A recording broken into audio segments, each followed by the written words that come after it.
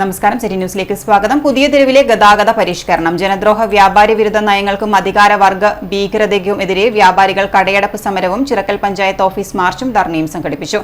ധർണ advocate Sunny Joseph MLA ഉദ്ഘാടനം ചെയ്തു.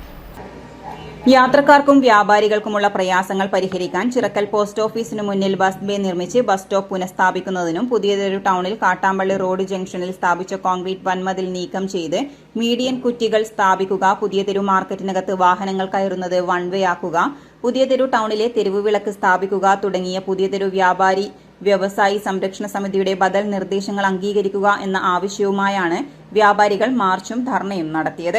Chirakkal village ഓഫീസിൽ നിന്നും ആരംഭിച്ച പ്രതിഷേധ മാർച്ചും പുതിയതെരു സ്റ്റൈലോ കോർണർ കേന്ദ്രീകരിച്ച് നടത്തിയ പ്രതിഷേധ ധർണയിലും നിരവധി പേർ പങ്കെടുത്തു.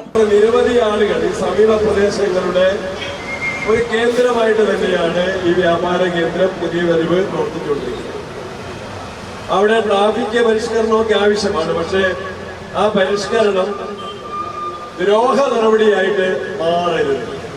ഇപ്പൊ ഈ മതിലിന്റെ ഫോട്ടോ കണ്ടപ്പോൾ ഞാൻ ഓർമ്മിച്ചത് ബർലിൻ മതിൽ പോലെ രണ്ട് രാജ്യമായിട്ട് പുതിയ തെരുവിനെ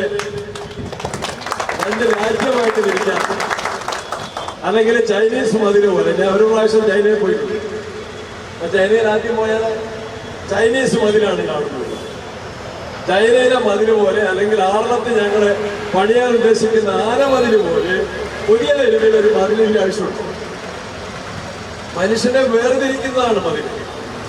ഒരു അതിർത്തിയോ അടയാളമോ വേണമെങ്കിൽ ഇതുപോലത്തെ ഒരു ഗതാഗതമുള്ള ഒരു സ്ഥലത്ത് ഈ മതിൽ കെട്ടുന്നതിന് പകരം ആളുകൾക്ക് അപ്പുറം ഇപ്പുറം മുറിച്ചു കിടക്കണ്ടേ.